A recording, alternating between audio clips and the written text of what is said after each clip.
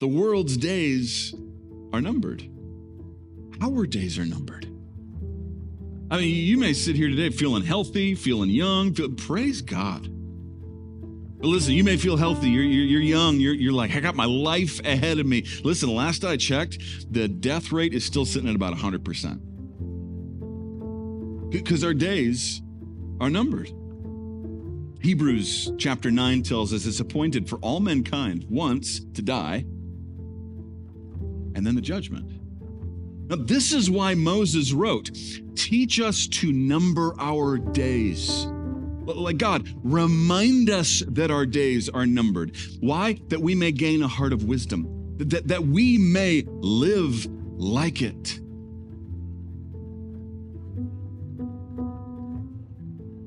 It's good to see everybody today.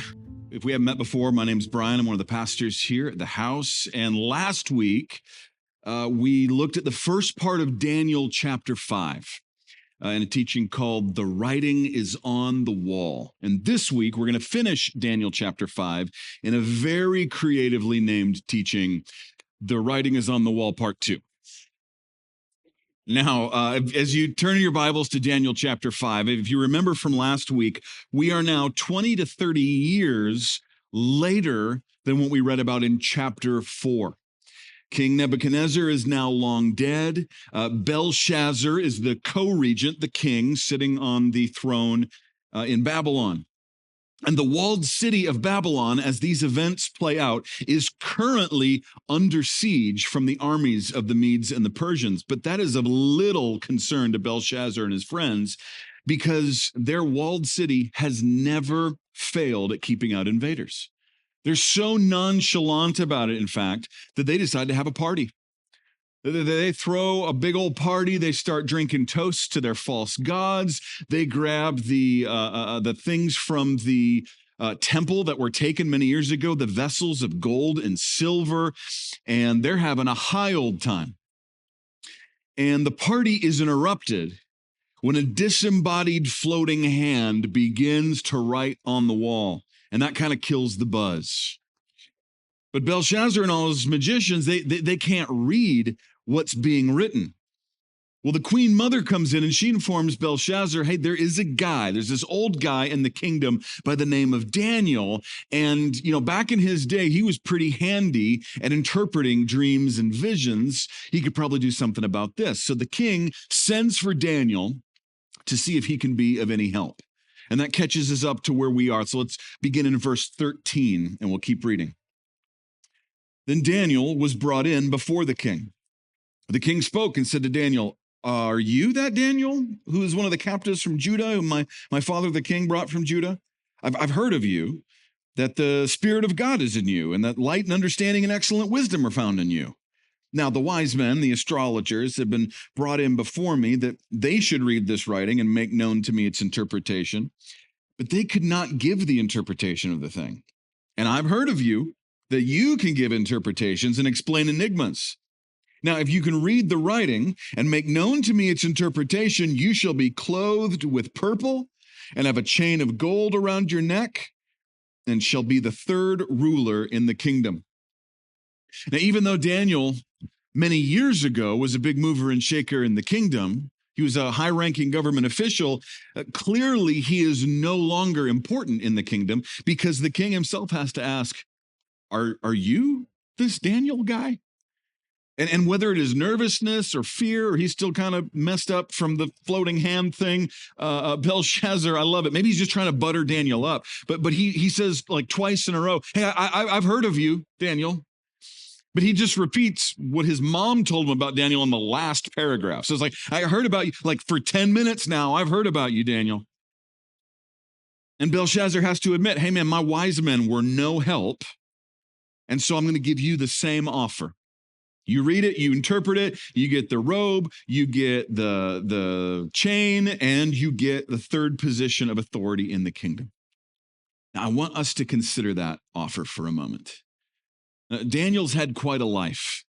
We've read in the first several chapters now, like Daniel, as a teenager, was taken into captivity in Babylon, but he quickly rose in the ranks as he honored God. God put him in a position of authority, and pretty soon he's like a governor, and then he's over this, and he's over all the wise men. Pretty soon he is an advisor and friend of King Nebuchadnezzar.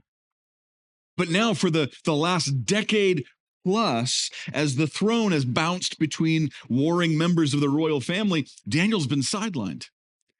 He's benched. No more title, no more power, no more position, just put out to pasture. He's in his 80s and forgotten. And Belshazzar just offered him his ticket back to the big time. Just read and interpret the writing on the wall. You get the robe and the chain, the rewards and the wealth, and you get the number 3 spot in the kingdom. You get Nabonidus the king, Belshazzar the co-regent, and then Daniel. Right? It's happening. We're back, baby. Verse 17. Then Daniel answered and said before the king, "Let your gifts be for yourself, and give your awards to another. Yet I will read the writing to the king and make known to him the interpretation." What? Daniel, this was your shot, man. You could get it all back. You said you're going to interpret the thing anyway. Why not just get the rewards that go with it? Let's jot this down. Point number 1 for our notes today. This is important. When this world is not our home, its rewards are not our hope. When this world is truly not our home, then its rewards are not our hope.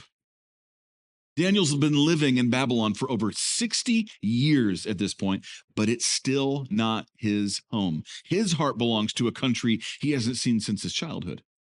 And he's seen kings come and go, several over the last decade or so. But his heart belongs to the King of Kings. This is how Daniel can say, hey, I'll give the interpretation, because that's obedience to God. You can keep the robe, you can keep the chain, you can keep the title. I don't need, this isn't my home. So the things of this world, the things you can offer me, I don't put my hope in that. I don't put my hope in the kingdom that needs the interpretation. I put my hope in the king who gives the interpretation. And listen, this is one of those things that it points to the heart of what we've been talking about in this series. It's why we're calling this series Home Away from Home. Because I don't know if you've heard me say this before, but this world is not our home. Yeah, like every week, Brian, we've heard you say that. Yes, but here's the thing. We say that. We even believe that. Myself included, though, we're all not necessarily living like it. We run around and we chase all the things of the world. We put our hope in all the stuff, in the sex, the money, the clout, the fame, the influence, the comfort of this world. As a society, we are more connected than ever. We are more wealthy than ever. We are more comfortable than ever. But have you noticed, as a society, we are more miserable than ever? Because we're still not home. As much as we're trying to get comfortable here, it is not answering the longing of our heart because we're still not home.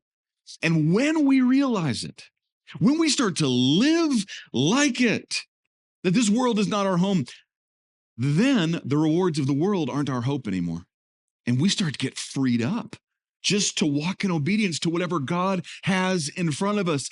That's how Daniel can say this. That's how Daniel can say, I'm going to do what God asked me to regardless. I'm not putting my hope in the rewards that you have. So Daniel refuses the offer, but he accepts the assignment. And he's going to begin with some background. Verse 18. O king, the Most High God gave Nebuchadnezzar your father a kingdom and majesty, glory and honor. And because of the majesty that he gave him, all peoples, nations, and languages trembled and feared before him. Whomever he wished, he executed. Whomever he wished, he kept alive. Whomever he wished, he set up. And whomever he wished, he put down. But when his heart was lifted up and his spirit was hardened in pride, he was deposed from his kingly throne, and they took his glory away from him. Then he was driven from the sons of men. His heart was made like the beasts, and his dwelling was with the wild donkeys. They fed him with grass like oxen, and his body was wet with the dew of heaven, till he knew that the Most High God rules in the kingdom of men and appoints over it whomever he chooses. So Daniel has taken Belshazzar to school, and he's starting with history class. He looks back on the 43-year reign of Nebuchadnezzar II. Now, he says, your father, Nebuchadnezzar, we talked about this last week. He's speaking of that in like a descendant term. He would have been a grandfather, Nebuchadnezzar. But he says, hey, Nebuchadnezzar, he was the leader of the world superpower. And I mean, it was at the height of the Babylonian Empire. He could kind of do whatever he wanted. But he started reading his own press. He started believing what he saw, and his heart was lifted up in pride. His spirit was hardened, and pretty soon he looks, he's like, man, I am the man. And so God humbled him. Daniel reminds us of the events of a couple weeks ago we read in Daniel chapter 4, 7 years of madness, living like an animal until the king turned to God, glorified God, humbled himself. And the lesson Daniel tells us is the Most High God rules in the kingdom of men and appoints over it whomever he chooses. Point number 2 for your notes. This world is not our home, yet God is still sovereign. We shouldn't make the mistake that because this world is not our home, God doesn't care what happens here. No, he does, and he's still sovereign over it, even the leaders of the world, whether you voted for them or not. Romans 13 tells us, for there is no authority except from God, and the authorities that exist are appointed by God. Earlier in Daniel chapter 2, we read, God, changes the times and the seasons. He removes kings and he raises up kings. Yes, this world is our home away from home, but God still has a plan for it. And he's still sovereign over it. And we're going to see that by the end of this chapter in a powerful way. Well, Daniel continues the schooling with a contrast. Verse 22, but you, his son Belshazzar, have not humbled your heart, although you knew all this. Daniel makes a contrast between Nebuchadnezzar and Belshazzar. He's like, hey, Belshazzar, I served with Nebuchadnezzar. I knew Nebuchadnezzar. Nebuchadnezzar was a friend of mine. Belshazzar, you are no Nebuchadnezzar. Nebuchadnezzar turned and walked in repentance many years ago, but not Belshazzar. He was walking in pride and arrogance. Don't miss this, because Daniel points it out. Even though he knew all this. Even though he knew all these things. Belshazzar knew the stories of what had happened to Nebuchadnezzar. In fact, it's almost certain that Belshazzar was alive during his grandfather's reign and probably even witnessed this firsthand. He knew what happened. He knew all of this, but he didn't walk in it. And listen, we are held accountable for the truth we have witnessed. So students in the room, teenagers, hear this message. Because hopefully your parents are teaching you. Hopefully they're teaching you the ways of God and walking according to his word. They're teaching about the importance of the Bible and applying it to our lives. And you're being taught in your home, or at very least your church, about the importance of honesty and righteousness and sexual purity. Don't be a Belshazzar who heard it, who saw it, who witnessed it, yet didn't walk in it because he knew better. I'm just going to do it my way. I'll figure it out my way. Yeah, I see what happens. I've heard that, but I'm going to do it my way. Daniel says he now stands without an excuse. But y'all, it's not just the teenagers. It's all of us. We have unprecedented access to the Bible. We have unprecedented access to Bible teaching. If you didn't have a Bible with you this morning, all you had to do was raise a hand and one got dropped in your lap. And that's just in case you didn't have the app on your phone that's also free to like everybody. When you got ready for church today, you may have had like some things that would have kept you back from it, like the rain. like needing to stop at the gas station on the way here. That's probably the most difficult thing any of us had to face.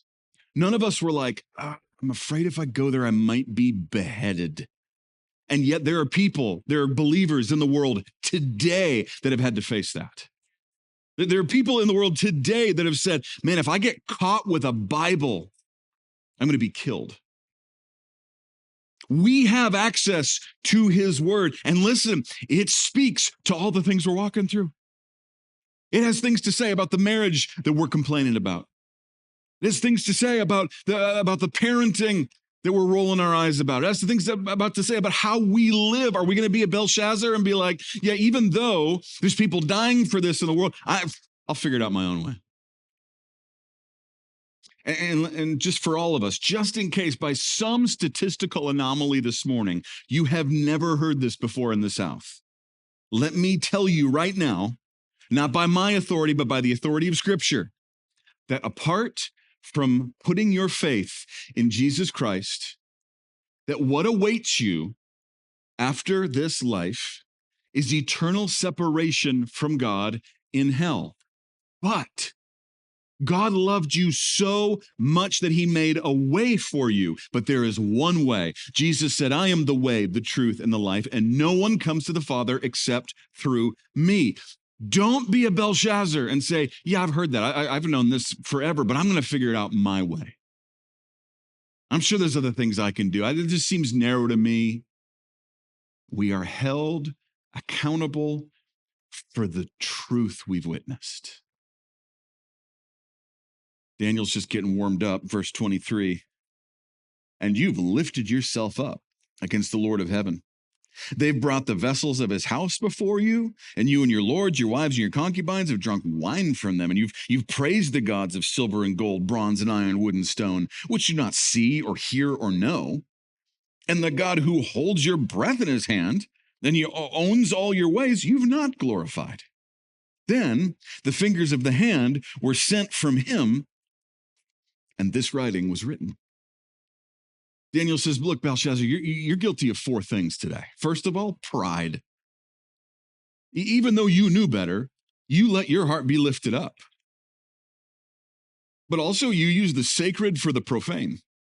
You took those vessels of gold and silver from the temple that were made for the express purpose of the worship of the one true God, and you brought them to your crazy party, and you used them to worship, drinking toasts to God, to false gods. And that's the third thing, by the way. You're worshiping false gods. These little man-made statues. They can't see, they can't hear. But meanwhile, number four, you've been doing three things you shouldn't be doing, but there's also something you should be doing that you're not. You're withholding worship from the one true God. You're worshiping idols that can't breathe. Meanwhile, you're withholding worship from the God who literally put the breath in your lungs. Belshazzar, you stand guilty of these things, and you knew better, so God wrote. And now the writing's on the wall. Oh yeah, the writing on the wall. We almost forgot about that. What does it say? Verse 25. And this is the inscription that was written. Mene, Mene, Tekel, Upharsin. There we go. Let's close in prayer. Now, those words don't mean a lot to us, do they? But here's the thing. The minute Daniel spoke those words out loud in the room, there was at least limited understanding in the place. Because here's what Daniel did. Remember that they couldn't read what the words say. What Daniel's doing is he's reading the words off the wall, and he's translating them into Aramaic. These are Aramaic words. And Aramaic was the language of the Chaldeans, the language of Babylon. So he says, hey, there's three words, one repeated twice, Mene, Tekel, and Upharsin. And Belshazzar and the others in the room would have known these words. Mene means numbered, counted, numbered. And this word is written twice. Tekel means weighed, and Upharsin means divided. So if we saw it in English, it would look like this. Numbered, weighed, divided. So step one, just read the writing and translate it. Check. Now for step two, to interpret what does the message mean? Verse 26. This is the interpretation of each word. Mene. God has numbered your kingdom and finished it. So Belshazzar already knows the translation. He knows what mene means, that it means numbered. But now Daniel interprets exactly what God has numbered: his days. He says, your days have been numbered, and it's repeated twice for emphasis. So Belshazzar, your days have been numbered, and they're finished. Babylon, your days have been numbered, and they're finished. Verse 27, Tekel, you have been weighed in the balances and found wanting. The interpretation here is that Belshazzar, and really Babylon as a nation, has been put on the scales. And the type of scales we're talking about here, the type of scales in the context here, is the kind of scales you would use to weigh precious metals. Because again and again, Babylon has been associated with gold. In the dream, it's the head of gold. It's called the Golden City. Other places in the Bible, it's a gold cup in the Lord's hands. Babylon is equivalent with gold metaphorically. And so he said, just like weighing gold, you weigh it against a standard. You put a weight on the other side, and then you take the pure gold and you see, does this equal out to what it's supposed to be? And he says, you've been put on the scales and you've been found wanting. You do not meet the standard. You don't have what it takes, Belshazzar. You don't have what it takes, Babylon. Verse 28, Perez, your kingdom has been divided and given to the Medes and Persians. Now, Perez is just a different tense. It's the root form of that word upharsin, which means divided. And what is being divided? The kingdom of Babylon. Divided as spoil to the Medes and the Persians. Now, you know that made Belshazzar's ears prick up, because who's outside the city walls at this very moment? The armies of the Medes and the Persians. Translation, interpretation, bad news, but mission accomplished. Verse 29. Then Belshazzar gave the command, and they clothed Daniel with purple and put a chain of gold around his neck and made a proclamation concerning him that he should be the third ruler in the kingdom. Yay. I mean, I guess it's good news, but he was just made third ruler of a kingdom that's about to be destroyed. It's like, hey, the Titanic is sinking. Who wants to be assistant captain? In fact, Babylon only has minutes left on the clock. And I've been racking my brain this week. Why would Belshazzar do this? He's just like, all right, well, the man of my word. It doesn't seem like a man of his word to me. Or maybe he's like, maybe he doesn't believe Daniel. He's like, okay, buddy, but I said I'd do the thing, give him the stuff. I just don't understand why Belshazzar was told, hey, the very armies that are surrounding the city right now are going to end your reign and end you. And he's like, time for a proclamation and a promotion. I don't understand it. I don't know why Belshazzar did it, but listen, I think we do know why it ultimately happened. Because at the beginning of the next chapter, the new ruler, right, the new king from the Medes and the Persians, he's going to put people in authority in this new kingdom. And we're going to find out in chapter 6 that Daniel is made one of the top 3 rulers in this kingdom, no doubt because he was the third ruler in this kingdom, if even for a couple of hours. Point number 3. In this home away from home, God still places us where he wants us. In this home away from home, God still places us where he wants us. Where you are is not an accident. In this country, in this state, in this city, in that job, at this time, not an accident. Now, maybe you feel like you're nowhere. Maybe you feel like I'm benched, I'm sidelined, I'm in a dead-end job, I don't know what I'm doing, I don't even know why I'm here. Well, yeah, Daniel was too. And at this point, he had been for years. But God had a plan for him when this next kingdom came to power. And in God's timing, he placed Daniel exactly where he needed to be with only minutes to spare. As the old saying goes, God is seldom early, but he's never late. Now, I hope this is an encouragement to someone today. Even in this home away from home, God still places us exactly where he wants us, when he wants us there. If you're feeling overlooked, remember that. But look, this is a new thought. Just even in between the gatherings, I had a conversation with someone who said, hey, I have a theory on why Belshazzar promoted Daniel. I said, oh, bring it on. What do you think? He said, I think he did it to get him. I said, what do you mean by that? He said, well, you know, when a new kingdom would take over, they'd wipe out all the authority so no one would rise up. Maybe Belshazzar was like, all right, if I'm going down, you're going down with me. Congratulations, you're one of the leaders. They're about to kill you too. I thought, well, that could very well be. So how does that apply to our life? Here's my thought on that. Maybe you feel like you're in a place because somebody put you there. It's not just like I'm kind of stuck. I'm just in this dead end job. It's like I'm where I literally don't want to be. I'm being held down by someone. I'm being put in a difficult place because of someone. Listen, God still used it. If that's what happens, what Belshazzar meant for evil, God used for good. God's like, fine, put him there. That's exactly where I want him. Even in this home away from home, God still puts us where he wants us when he wants us there. Now, I said there are only minutes to spare. Let's finish the chapter and we'll see why that's the case. Verse 30. And that very night, Belshazzar, king of the Chaldeans, was slain, and Darius the Mede received the kingdom, being about 62 years old. That very night, the numbered days of Babylon and Belshazzar are up.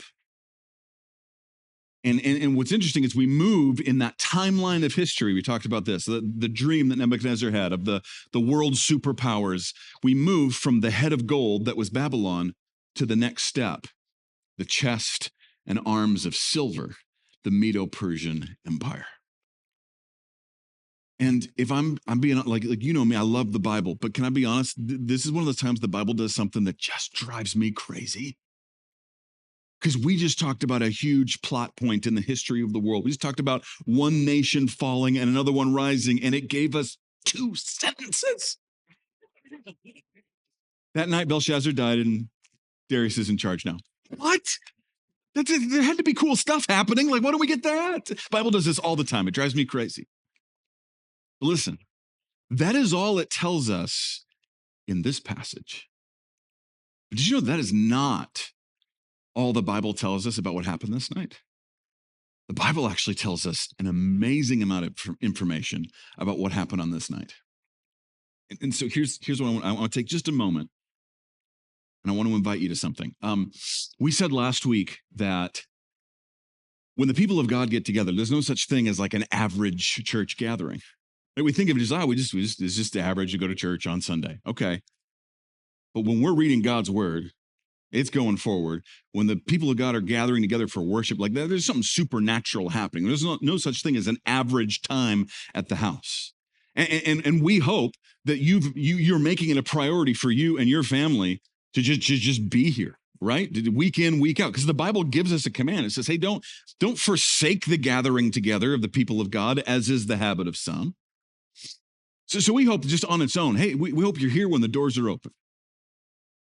But can I also say, if you have found the book of Daniel interesting at all, don't miss next week. Because here's the thing. I cannot wait to study this with you. We're going to study the book of Daniel without reading the book of Daniel. And we're going to read about one of the most incredible changes of world superpowers in history and how God called his shots long before then. So I cannot wait to study that with you. So again, my hope is I don't even need to tell you that because it's like, well, of course, it's Sunday. We'll be at church. But if you haven't gotten to that place yet, let's just take my word. Don't miss next week. But with the time we have left to us today, I think it's important that we consider the writing on the wall.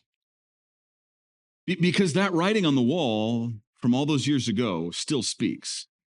And yes, it had something to say to Belshazzar. It had something to say to the Babylonians, but the writing on the wall still speaks to us as well from the wall. So let's look at it again. Numbered, weighed, divided. We found out what it meant for them. What does it say to us? It says numbered. This world that feels so real to us, that feels so permanent to us. We've already talked about this, is not our home, but this world's days are numbered. In Revelation chapter 21, we read that one day there will be a new earth because the old one, this one, will pass away. The Bible tells us that's going to happen. We already looked at Nebuchadnezzar's dream, with all the different big superpowers of the earth through history. Remember, that dream had an end to it. The statue had feet. It didn't just keep going forever. Not to mention, there was a huge rock hurtling towards it to destroy it. The world's days are numbered. But remember, mene, numbered. The world's days are numbered, but listen, our days are numbered. I mean, you may sit here today feeling healthy, feeling young, praise God. Someone asked me how old I was this morning. Nothing makes you feel older than having to tell someone how old you are. I'm very aware that my days are numbered, much more than I was 10 years ago. But listen, you may feel healthy. You're young. You're like, I got my life ahead of me. Listen, last I checked, the death rate is still sitting at about 100%. Because our days are numbered. Hebrews chapter 9 tells us it's appointed for all mankind once to die, and then the judgment. Just earlier this week, I got a text from a friend of mine who's a pastor. Texted me and another pastor. He said, hey, would you guys be praying for us at the church? We had a student at our church, 19 years old, died this week. We said, what was going on? Were they sick? Were they facing? He said, no. Healthy, believer in Jesus, praise God, but like just freak accident, gone in a moment. Now, this is why Moses wrote, teach us to number our days. Like God, remind us that our days are numbered. Why? That we may gain a heart of wisdom, that we may live like it. When we number our days, it becomes a lot easier to remember that this world isn't our home. So numbered, weighed. Now, a lot of times in a church context, when we talk about weighing something, in church, we talk about the weight of our sin. Right? That the weight of our sin is too much for us, and that is absolutely true. But it's not the weight that God is talking about in this passage. This passage is not talking about us being too heavy, but too light. Remember, weighed and found wanting, weighed and found lacking. It's because he says that we have been placed on a scale. But the scale, for us to be placed on one side, it means the standard needs to be put on the other side. The standard weight. When you order a scale, it comes with standard weights to weigh things against. Well, what's our standard? Well, that's the problem. The problem is our lives are weighed against the standard. And the standard is the perfection of Jesus Christ. So when that's on the scale and we put our life on this side, it does this. And we can try to heap stuff up on this side to weigh it down. I'm going to do good works. I'm going to help old ladies cross the street. I'm going to cut down on my cussing. I'm going to do all this stuff. And nothing's moving, because when you weigh something against perfection, nothing can move it. And so all of us, not just Belshazzar, all of us have been weighed against the weight of glory of God and found wanting. So numbered, weighed, divided. Belshazzar was done, and he couldn't take Babylon with him. So it was going to be divided among the survivors. It reminds me of a book I try to read every year on Christmas time. So after Thanksgiving, I will. But each year I like to read A Christmas Carol by Charles Dickens. You know, the story of Ebenezer Scrooge. And in it, there's a scene where Scrooge is being taken around by the ghost of Christmas yet to come. And he goes to this kind of dark room, and he's trying to watch what's happening. And he sees these three, just kind of street urchins talking about things they stole from the room of a dead man. And one person says, I got these curtains. Where'd you get the curtains? I ripped them right off the 4-poster bed. And then one lady says, that's nothing. Look at this great shirt I got. It's beautiful. And they said, that's the shirt he was laid out to be buried in. She said, wasn't doing him any good. It's worth more to me. And Scrooge looks on. He's horrified that these people can talk about dividing the spoils of this dead man. And then he becomes way more horrified when he realized that in the future, that's him.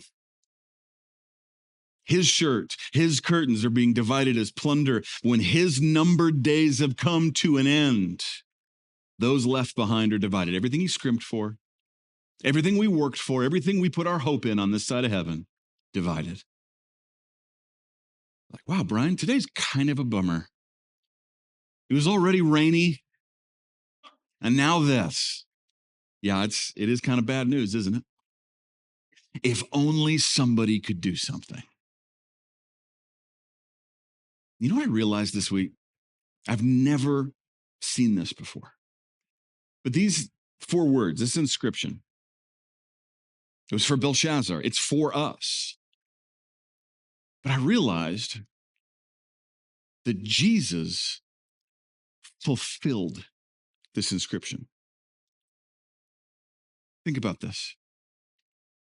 We know for Belshazzar, it meant his days are numbered, and it was ending that night. We know for us, it means our days are numbered. The days of the world are numbered.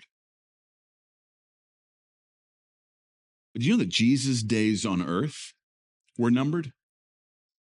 How many times in the Gospels do we read, it wasn't his time yet. My hour has not come. The day had not come yet. When? The days of Jesus' ministry on earth were numbered and determined. In fact, we're going to find out later in Daniel chapter 9 that even events within the life of Jesus on earth were numbered down to the day for hundreds of years beforehand. Jesus' days were numbered. But this is what I found interesting. Not only were Jesus' days numbered, we read Jesus himself was numbered. Isaiah 53:12 says he, Jesus, was numbered with the transgressors.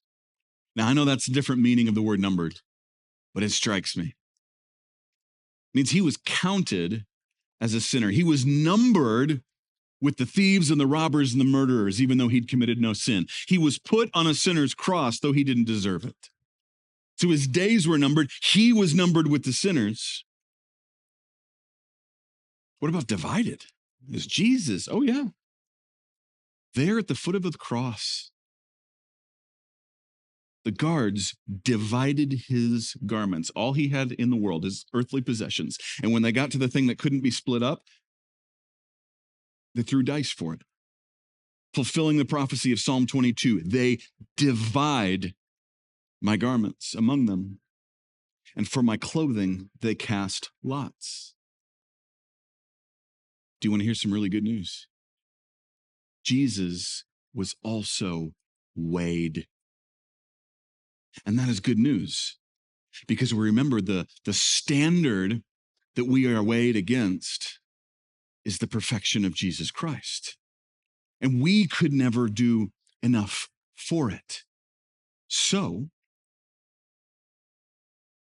Jesus poured himself out.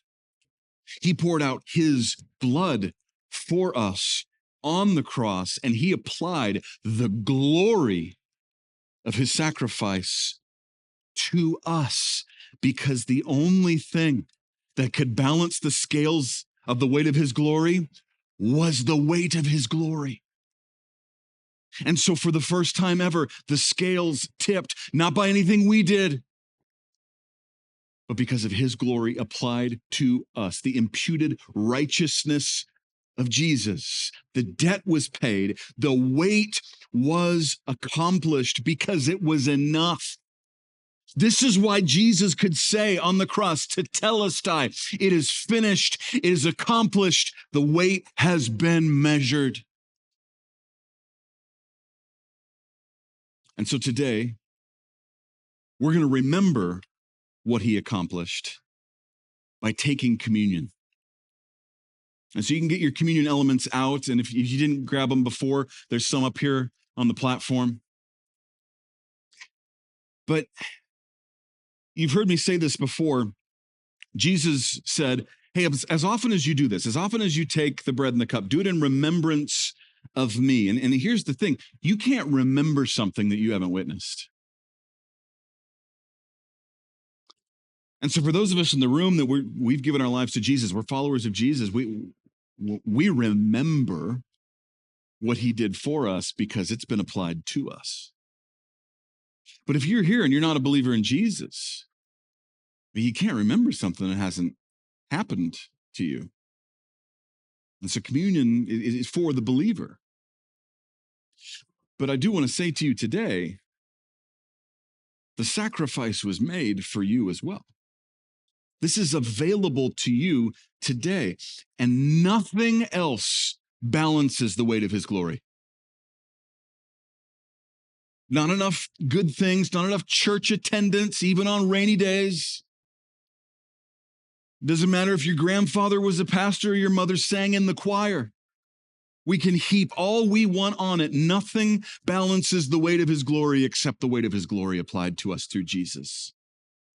The way, the truth, and the life, and no one comes to the Father except through him. You say, that seems kind of narrow. Maybe you could look at it that way. Except, I think it's one of the most inclusive statements ever made.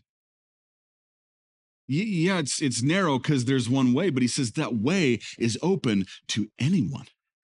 Jesus says, he who comes to me, whoever comes to me, I will in no wise cast out. That's everyone. That's a pretty inclusive statement. But it has to be through Jesus because he was the only one ever weighed and not found wanting. Hey everybody, Pastor Brian here. Thanks so much for checking out this teaching from the house. Look, if something stood out to you, ministered to you, or maybe you could use some prayer or have some more questions about Jesus, drop us a line. info@thehousechat.com. That's chat with 2 T's. Now, if you want to support the ministry God is doing here at the house, or just get a whole bunch more information on who we are as a church, you can head to thehousechat.com. Have a great week.